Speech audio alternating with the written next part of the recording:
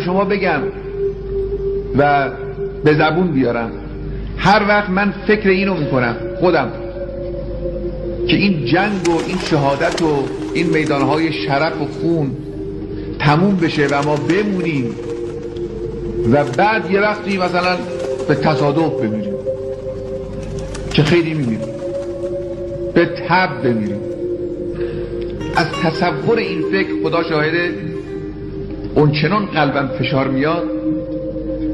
یک میدان مسابقه افتخار ابدی و الهی، یک میدان مسابقه بهشت، این از آدم گرفته بشه با آدم همینطور بمیره، این خیلی سخت.